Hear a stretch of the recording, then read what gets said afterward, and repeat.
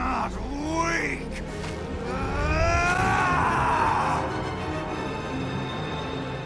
Infinite looked like he was going to be the hot new thing upon the release of Sonic Forces' first teasers and trailers.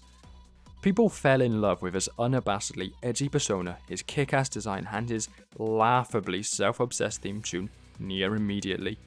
And it would be the first time in at least a decade, possibly even longer depending on how you view Mephiles, where the main antagonist of a Sonic game was to be an anthropomorphic animal, not some eldritch beast, ogre or Eggman creation.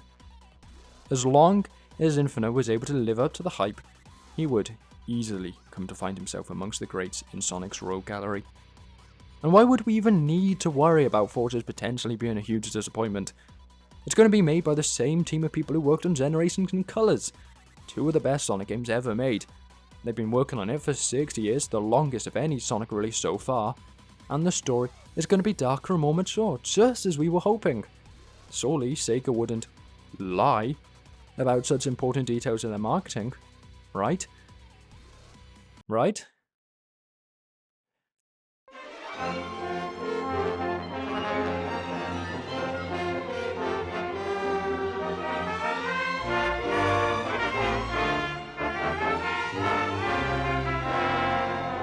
As we now know, Sonic Forces did turn out to be one of the most disappointingly mediocre releases the franchise had ever seen, and Sega was in fact lying about many important details during the promotional circuit.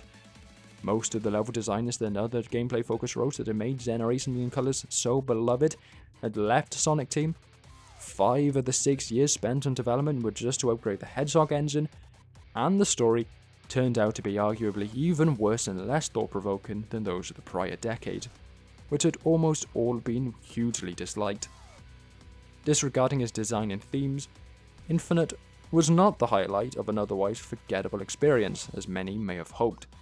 Turning out to be a pathetic jobber, was defeated with so little fanfare that it was difficult to even figure out what his implied fate was supposed to be. Like, is he dying? Being sealed away? Transforming? Who knows? His impact came to be nothing more than a few particularly awful lines, and he was subsequently banished into the void, his only appearance since Forces being a limited time event character in the mobile tie-in for the game that he starred in. Now there's been nearly a decade since Sonic Forces released, and with subsequent entries in the franchise putting the fastest thing alive in a significantly healthier position, it really isn't talked about much anymore.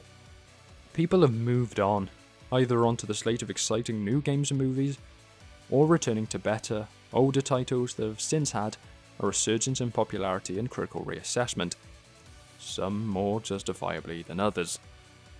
Infinite is probably thought about even less, and unless it's about his design, generally not in a particularly positive manner.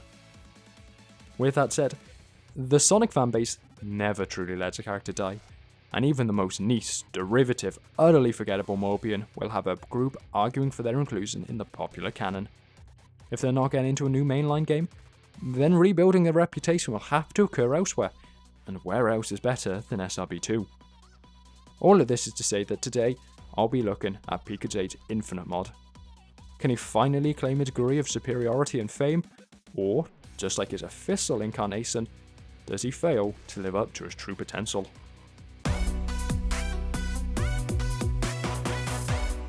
Infinite's moveset contains just 3 abilities. The central ability that your whole game plan relies on is the hover dash, a 3-second hover that, without external help, can only be used once per jump.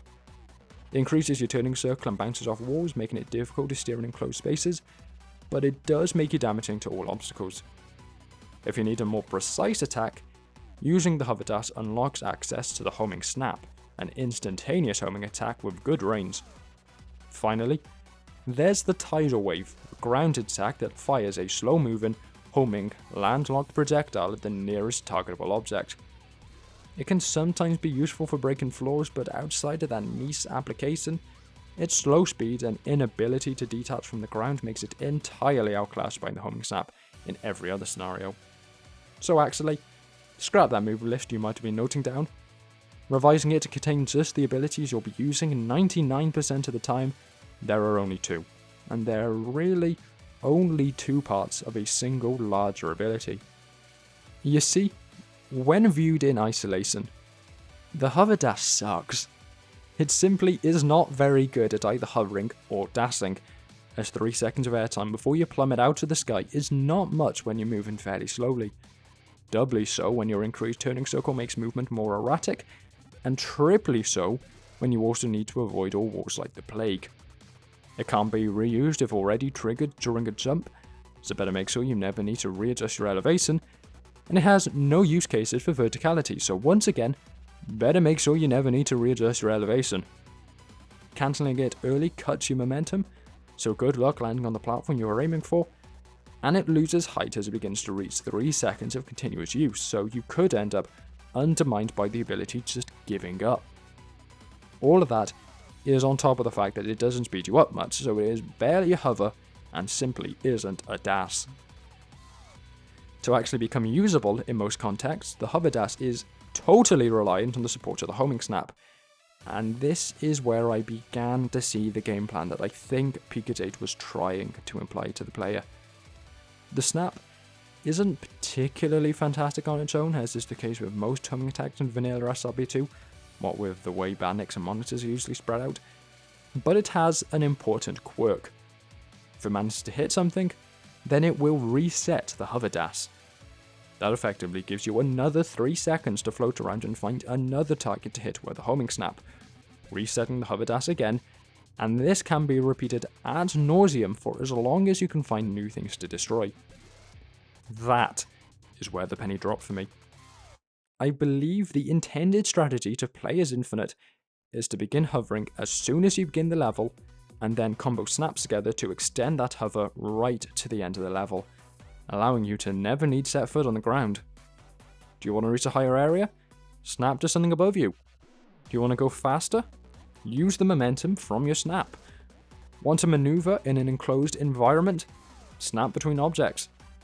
The homing snap is intended to cover the weaknesses of the hover dash, and the hover dash allows the homing snap to do its best work.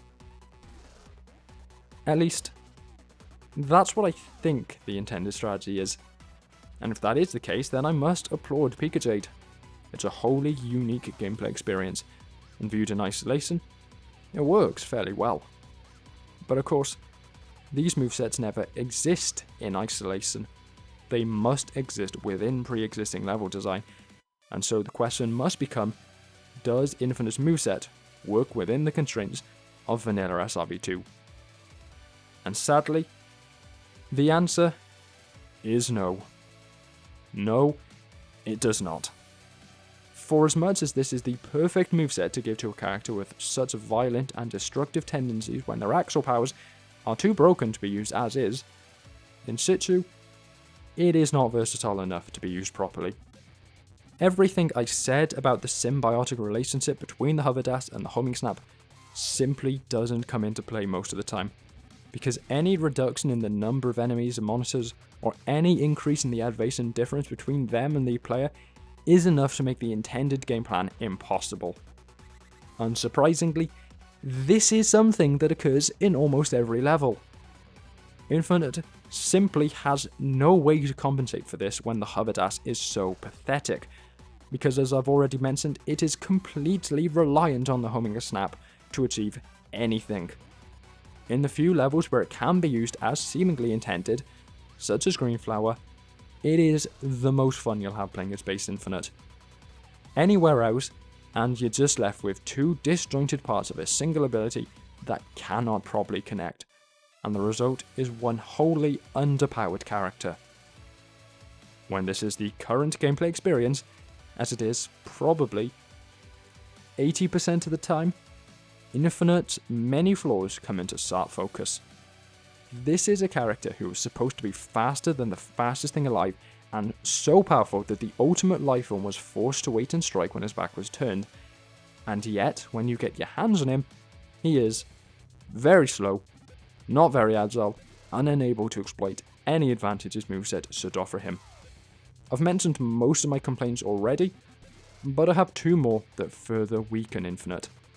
By this point, I would already have thought little of him, but these final problems are the straws that break the tackle's back. I've already mentioned that two of the problems I have with Infinite is his lack of verticality and the fact that he bounces off any wall he comes into contact with while hover dashing. But PikaJade actually attempted to fix both by killing two birds with one stone. I haven't brought the solution up yet because it doesn't work. Holding backward when hitting a wall is supposed to bounce you up without putting you in a freefall state, supposedly allowing you to then land on a ledge atop the wall you hit. The problem is that it doesn't reset your hover dash, so it doesn't matter whether or not you get some extra height, because you're still bouncing away from the wall with no way to propel yourself towards the ledge. Like, what? How do you discuss using this for height on your mod's download page without realizing that it can't actually help you get any height outside of a vanishingly small number of extremely niche cases? There is no functional difference between ramming headfirst into a wall and being stunned until you hit the ground, and holding back to bounce off a wall if none of your abilities reset. You still can't do anything. You're still forced backwards, unable to react to anything until you hit the ground. How do you miss this? Hi, this is the Darkman coming from editing this. Since recording this script, I've recorded some footage, and during that, I realized that you can kind of hit a wall at a strange angle, and then you can stunt yourself over the ledge if you are close enough to the top of it at the time. That does kind of allow you to gain that bit of verticality, but I don't think it really changes my point, because it's really stupid. Like, you have to come in at such a weird angle, and then you need to bounce it. It's so inconsistent. It still doesn't really work properly. It would make much more sense if you could just go into a wall while holding backwards and then just use another hover dash to get that little bit of extra distance forward. I still don't know what they were thinking. The other problem, for once, is not to do with how useless the hover dash is. It's instead a problem with how the momentum from a homing snap is calculated. As it currently stands, the homing snap works a lot like Sonic's homing attack from Sonic GT, while holding forwards as you land the attack pushes you forward, while holding back will cause you to start travelling backwards. It's a good system, but the snap differs from the homing attack in one way. Having no directional input when you land the attack no longer causes you to rise in place. That's how it should work, because it gives you the perfect opportunity to look around and destroy all of the Bannics around you, or to stay in place and really lay the damage onto a boss. Instead, having no directional input will now, for some reason I cannot think of, cause you to go flying forwards at maximum speed, way beyond any cluster of enemies you may be trying to thoroughly annihilate, and way beyond the range of the snap to land successive hits on a boss. Once again, what? How? Why? Why would this ever be my intention when not holding a direction? If I wanted this to happen, I would have just held forwards. What am I supposed to do if I want to stay in place? The download page says to hold back, but speaking from experience, no. No, that also sucks for what I'd be trying to do. Why is there just no way to thoroughly rat out a group of enemies? In summary, playing a Space Infinite just sucks. Ario 2, maybe 4 out of 10 experience, for being a complete loser who can't do anything right. So, in terms of accurate characterization to his appearance in Forces, it's 10 out of 10 so far.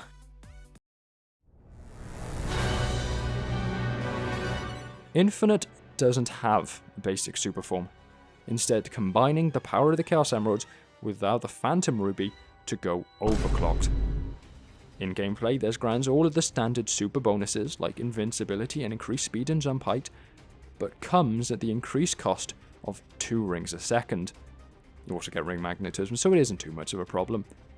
It is well worth the increased cost though, because whereas with most super forms, the usual moveset modifications are minor changes that act as a nice bonus, the many improvements Infinite gets to his move pool are game changing. Enough to finally make him genuinely enjoyable to play.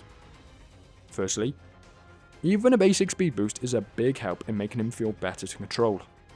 It's a Sonic game, what can I say? If a character is still controllable at a higher speed, then there's no reason they shouldn't be at that speed in the first place.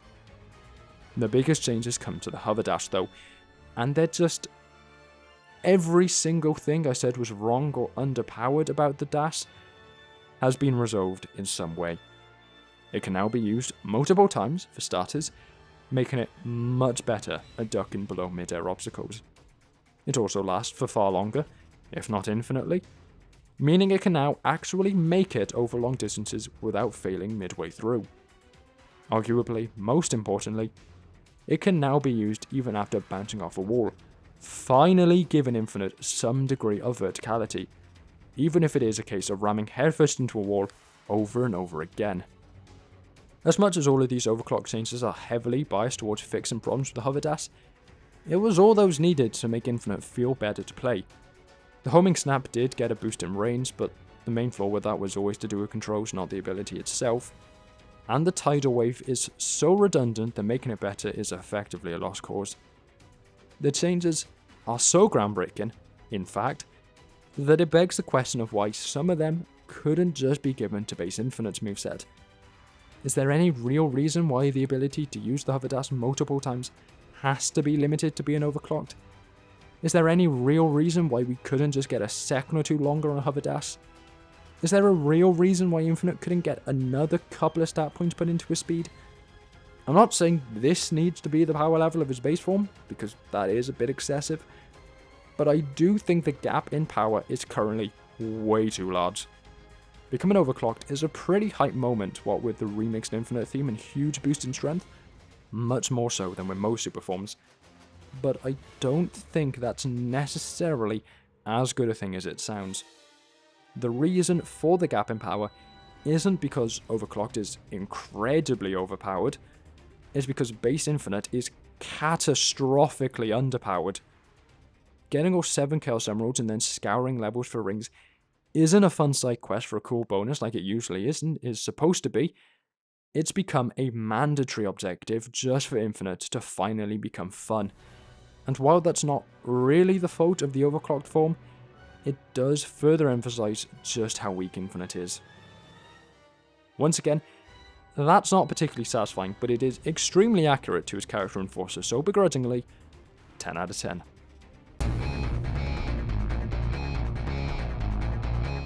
I gave Pikachu a bit of a pass for the complete mismatch of art styles in his review, but I feel like I gave a fair justification for that. Pokemon has always had a toy-like aesthetic, sometimes too much of one, and so if various Mario mods can get away with looking different to match their game's art style, Pikachu should also get a pass as he does the same. It was executed well if viewed with that line of thinking, and it was further enhanced by an extensive catalogue of custom sound effects and music that I admit probably caused me to overlook any minor aesthetical issues. I don't think Infinite really has that same excuse. First and foremost, he is a Sonic character, and because of that, there's a bit more of a preconceived notion that he should fit into the SRB2 world. Unless a character has extremely close ties to a specific game in the franchise, such as S3 or Adventure Sonic, then they don't tend to get the luxury of looking radically different from the norm. Infinite may have got away with this if Forces had a particularly distinctive art style, but it doesn't, and this doesn't look that similar anyway. In addition, there aren't the list of sound effects and music to further emphasize that this is a character made to represent another game. Or at least, they aren't utilized as well as Pikachu's were in single player. Comparing the sound files of the two, there are probably roughly the same number of voice lines, but a lot of Infinites are variations on the Phantom Ruby distortion noise or various damage grunts. Additionally, even though there are still several voice lines remaining, I never heard many of them, only having the same 3 or 4 repeat ad nauseum. A lot seem to be multiplayer exclusive, and then at least another 3 only play when taunting, which you aren't going to be using much. There are also no changes to music outside of the Superform theme, no changes to the jingles that Speed Sneakers of Invincibility, no change to boss themes, no change to the Level End theme, and definitely no change to the Collapse and Bridge theme. It's a bit disappointing coming from Pikachu, which genuinely blew me away with a sheer number of situations where unique music would play, and especially considering that Forces has a lot of unique tracks that would match well with many situations in the game. I understand that there was clearly a decision made to focus on voice lines and sound effects, but with how situational many of them are and how they overlap with each other, I can't help but prefer the approach taken with Pikachu. But with all that said, I'm now going to turn around and say that even though Infinite doesn't really fit in and sounds a little off, I do appreciate the custom sprite work, and I think PikaJade has still produced some good work here. Much like Pikachu, Infinite's movement is limited, but strong posing and a nice set of colours does somewhat alleviate that. I quite like the outline effect he has during all of his actions, and I think it's more important than it might initially seem, as it helps distinguish him from the level textures in locations like Techno Hill, Castle Eggman and Egg Rock, which all also use a lot of greys, whites and blacks in the level palettes. His taunts maybe aren't quite as exaggerated as they could stand to be, but I'm willing to chalk that up to module limitations. PikaJade credited themselves for sprite processing, which I'm assuming means that these are once again edited freeze frames of animated models, just like Pikachu sprites were. If the model isn't built for such movements, then there's only so much you can do. They're not the best set of sprites in the game, far from it, especially with how tacky the flashes of red look during some taunts and while overclocked, but they're pretty good for a character who clearly wasn't intended to be flattened into 2D. In other words, Infinite's design is the best part about his character. Once again, very accurate to Forces, 10 out of 10 on that front.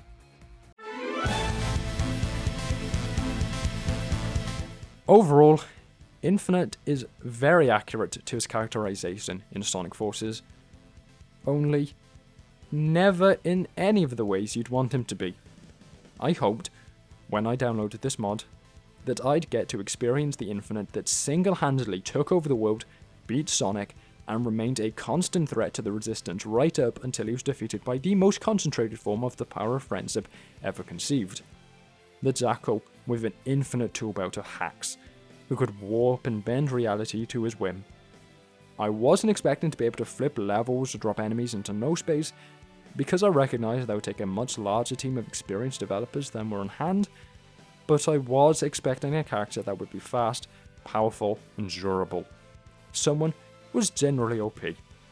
After all, if there's one character who's able to get away with that, it's Infinite. Unfortunately, the Infinite we got was not the cornerstone of the Eggman Empire, but rather the snivelling runt that was unable to achieve anything worthy of memorization. The version found in SRB2 is much like the one found in Operation Shadow. Too weak to handle anything remotely difficult, too unruly to be corralled into performing well for those directing him, and forced to rely on a higher form of power to become competent. In the end, the only things that stand out are his design and his theme. That might sound quite harsh, but honestly, it's not actually that bad. There's far worse out there. Much like Forces, my annoyance is with the fact he's more mediocre than anything, and the hostility of my criticism comes from expecting so much more than was delivered. This is all the result of being completely whelmed by a solidly 5 out of 10 experience. I tried and tried to get enjoyment out of this, but until I was forced to in order to get this footage, I could not get myself to fight through the tedium and actually finish a full playthrough with him. I don't think that PikaJade is a bad creator, not at all, because I really did enjoy Pikachu, enough to finally motivate me to download an emulator to play some Pokemon on entirely legitimate platforms, but this was a serious misstep that I can't really recommend. With that said, I hope you enjoyed the video. This one took longer than usual to get out, mostly because I took a really long time thinking over what I really thought of Infinite. Once I finally had those thoughts in order, I ended up with a lot to talk about, much more than I had initially anticipated. I very rarely do this because I find it annoying, preachy and redundant when I see other YouTubers do it, but I'd really appreciate it if you were to like and subscribe. Assuming of course that you did actually like this review. As I write this conclusion, I can see that I'm just 4 subscribers away from hitting the 4K milestone, and although it's looking unlikely by this point, I would like to try and hit 5K by the end of the year. Once that goal is hit, I'm going to remake my mod rankings, which remain my most popular videos even 4 years after their release. There were 42 mods covered in that series. Doing it now would include over 150.